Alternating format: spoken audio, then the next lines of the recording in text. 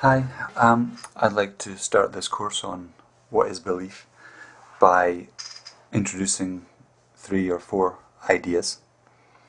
The first one is an opinion, the second one is fact, and we'll look at beliefs and faith later on. When we think of an opinion, it's just a thought. You can talk about your thoughts and opinions. Keep your thoughts and opinions to yourself, as they say. You may have an opinion that the earth is not round. You might think the earth is flat, or that you might disagree with smoking. You might be someone who is scared of driving. These are all things you're allowed to think. It's your opinion. You have freedom of speech. Then someone might come back and say, in fact, the earth is round. You can't say it's flat. It's not a fact. You can't represent it as a fact. And again, same goes for smoking. And then of course you could scientifically look at the risks associated with driving and compare them to travelling by air. And you might be more scared of driving after that. So, anyway, you might go back to your opinions and inform them with facts. So, what about faith and belief? These are linked terms, of course. You could talk about faith as being belief systems, or strong belief. Belief in God, belief in a political cause, but also it's characterized by something that you think is true but can't prove. I'm going to draw a little, what do you call it, like a crescendo here, to show that faith is a stronger belief, or it could be a faith system, a symphony of belief, if you like. If you look at history, however, these faiths have had a big effect because they make people do things.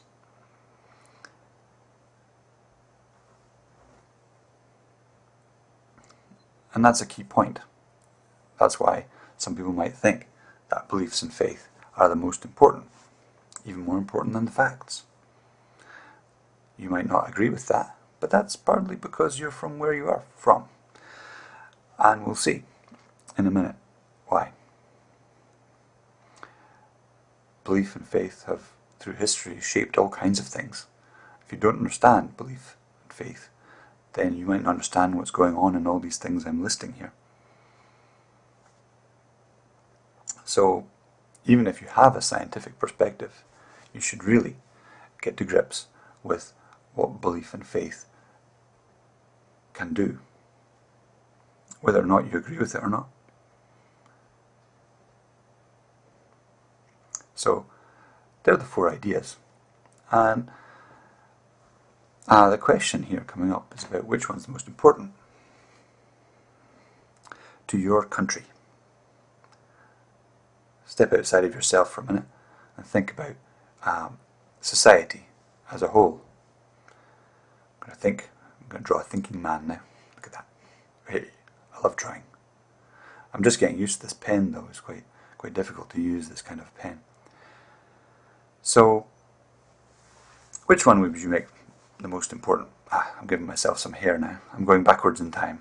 Yeah, we're going to go backwards in time to when I had hair. 1950, maybe. So, which one would be the most important in 1950? How would it be opinion, belief, faith, or fact? Now you might think facts are always the most important, but that depends on one thing. Whether or not people know the facts. Do you have access to the facts? And in the past, people didn't. So look at 1950.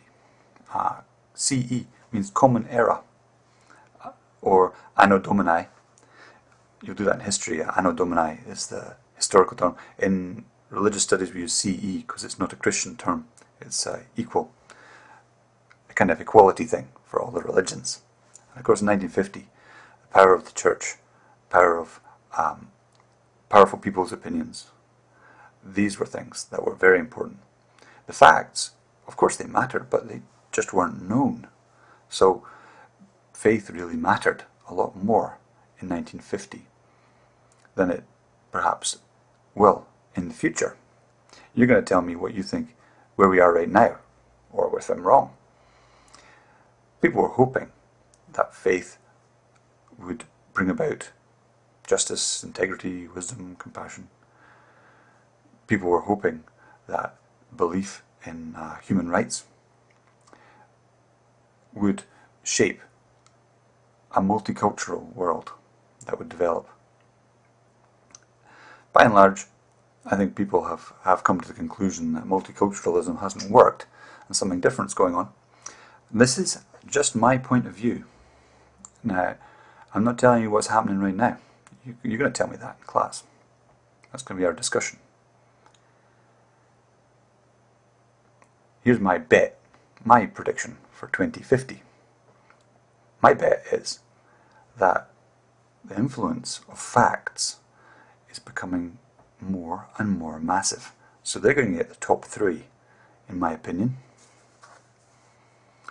And after that, everyone else is going to have an equal voice. Opinions are going to be 4th. And after that, the wooden spoon goes to faith and beliefs. Not because they don't matter, but it's just that other things are going to be able to be communicated that much better by technology.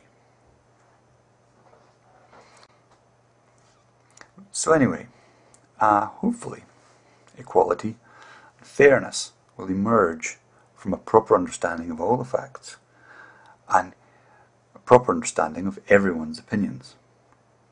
Of course, some people's opinions will be wrong, but there'll be enough facts to move away from culture, to move away from beliefs and so on, and become a post-cultural society. So here we are, in the middle somewhere, and I'll be asking you where you think we are. But I should say something about an age-old debate that's been going on. A debate between 2 opposing schools of thought. You might call them opposing opinions, but there's something more at stake. It's science versus religion. A traditional approach would be to say that science and religion had a fight, and science won.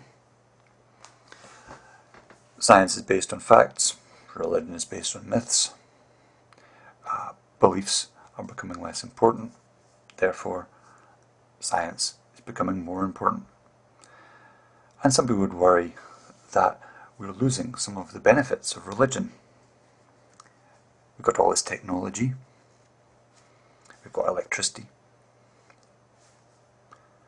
things that make us more comfortable, we're living longer. However, science hasn't told us how to live. Science hasn't told us meaning, given us a way of approaching life, a better attitude, and so on. Spiritual growth, as some people might put it. However, recently, science is becoming back and saying, well, why haven't we? And let's have a go. They've started to think about human health and well-being as a basis for morality. And they've started to find some facts about what makes human beings thrive, what makes human beings do better, what helps them to, what choices are good for them, and what type of attitudes help them to grow healthy spiritually or psychologically. And as these areas of facts emerge, and these jars that I'm drawing fill up with facts, religion again is being pushed back by a small but very important corner of biology. Very important because we're humans.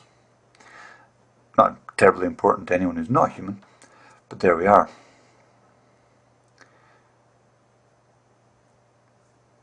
What do you think?